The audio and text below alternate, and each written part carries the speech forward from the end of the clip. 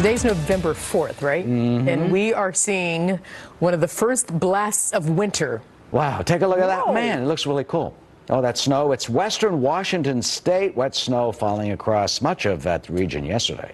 Some areas are seeing as much as 4 inches, so I guess that's a preview for all the rest of us, right? Yeah, well, it's pretty, but whoa, boy. Okay, hey, are you sick of dark mornings? Well, now it is your time to rise and shine. Well, that's because at 2 a.m. in the morning, local time, Sunday, daylight savings time is ending. That means it's lighter earlier in the morning, and of course, it's darker in the evening. Yeah, so don't forget to turn your clocks back, fall backward and enjoy 1 extra hour of sleep. But for me, I like it to be lighter. Fall back, spring forward.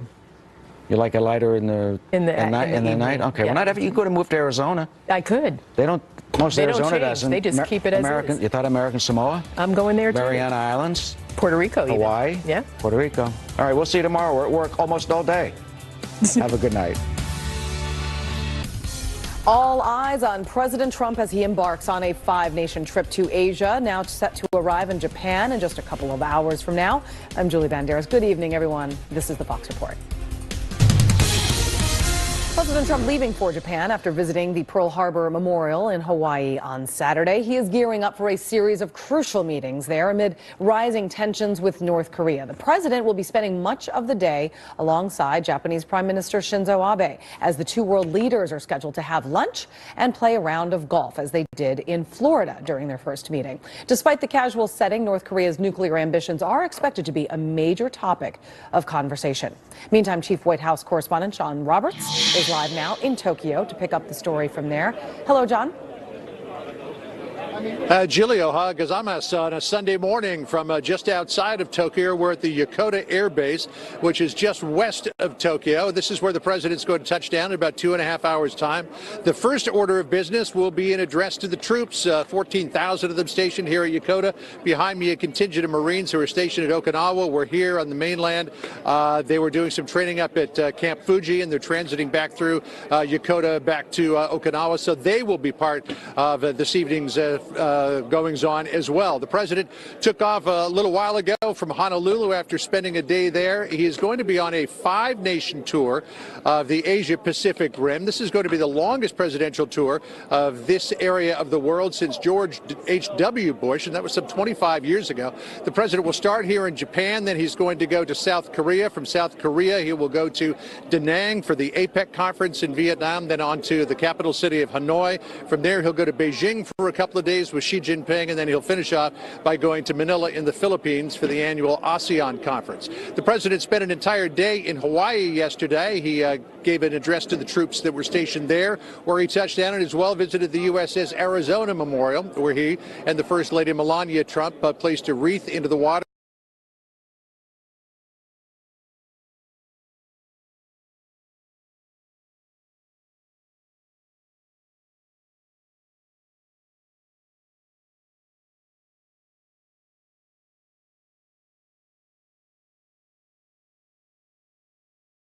Also had dinner with the Prime Minister Shinzo Abe. The president, as you mentioned, Julie, will be spending much of today with Shinzo Abe. In fact, almost all of it, besides this address to the troops here at Yokota Air Force Base. He's going to have lunch with Shinzo Abe, then get together and hit the little white ball around with both Abe and Hideki Matsuyama, who is ranked number 4 in the world in professional golf. So the president getting off to a bit of a recreational start today, but he's got a lot of heavy lifting ahead of him with a lot of impurity in the Indo-Pacific region, as well, particularly with North Korea at the center of it all, as well as trade. The president not particularly happy with the fact that the U.S. is running trade deficits with Japan, huge one with China, and with South Korea as well. So those agenda items will be all high on the table. Julie? John, what are we hearing about a meeting with Putin and a possible visit to the DMZ? They still haven't made up their minds yet whether there's going to be a meeting with Putin during this trip, and that would happen in Da Nang in Vietnam during that APEC summit. You'll remember when the president was in Hamburg, Germany for the G20, he had a lengthy meeting with Putin. It's possible they could meet again, but nobody is saying right now. He is not going to go to the DMZ. That's one thing we do know. He's going to make a visit to Camp Humphreys in South Korea, and there's just not enough time to do both Camp Humphreys and do the DMZ. So they decided that this time around, at least, he's not going to visit the DMZ. There's also some question that with tensions as high as they are between the United States, South Korea, and North Korea, that the U.S. president visiting the DMZ may be seen as a provocation. So that's not on the agenda for this trip. Julie? All right, John Roberts in Tokyo, thank you very much. Meantime, a sneak peek at how the Secret Service is prepping for the president's trip to Asia. A former agent says it is a big deal for the Secret Service, even calling it a mini Super Bowl. Listen. These are like little mini Super Bowls for the Secret Service people. And I can tell you the logistics alone are a nightmare. One of the big keys to success on this is how good the locals are at securing their people, and the countries he's going to, they're very good at it. Those comments as the Secret Service tweets these pictures showing them load up the so-called Best and the Beast, they call it, the president's car, which can actually withstand a number of different attacks. House Republicans are ready to take the next step in their effort to overhaul our tax system. On Monday, the House Ways and Means Committee will start the markup process on the bill released earlier this week. Democrats are condemning the bill. They say that it'll only benefit the wealthiest Americans and corporations, while meantime some Republicans are also raising a red flag. Vice President Mike Pence hitting the road today to drum up support for the plan in Pennsylvania.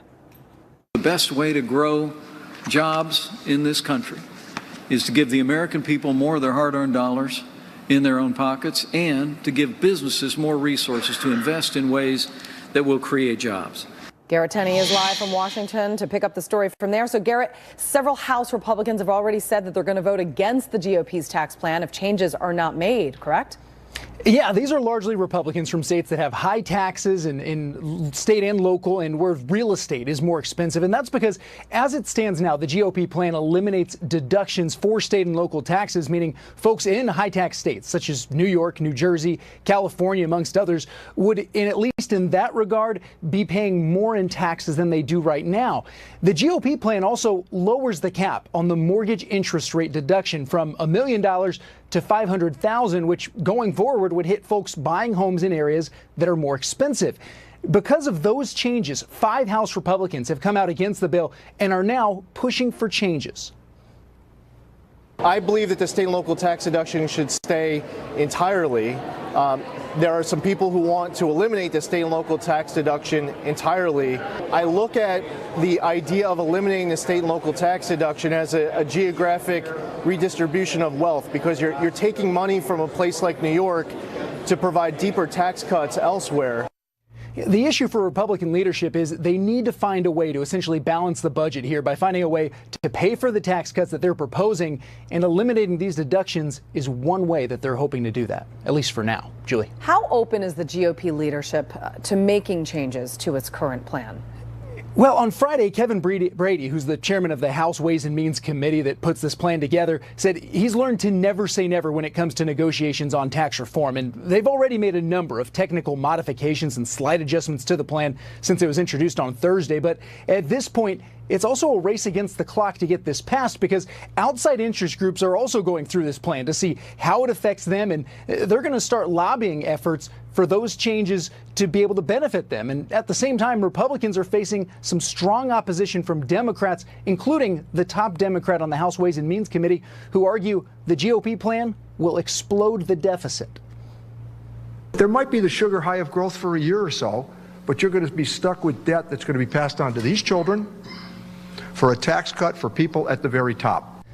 Despite all of those hurdles, House leadership is still optimistic they'll be able to pass something over to the Senate by Thanksgiving. And from there, Senate leaders are hopeful, but a bit more cautious that they'll be able to get it to the president's desk by Christmas. Julie. As he calls it a big Christmas gift, we'll have to see if we're all going to get it. Yeah. Garrett Tenney, thank you. You got it. Vice President Pence will also appear on Sunday Morning Futures tomorrow to talk more about tax reform. Here's a preview of his interview with Maria Bartiromo. Watch. The top 10% pay right now more than 70% of the tax. So are you actually cutting taxes on people who don't pay tax? Shouldn't you be cutting taxes on the people who pay tax?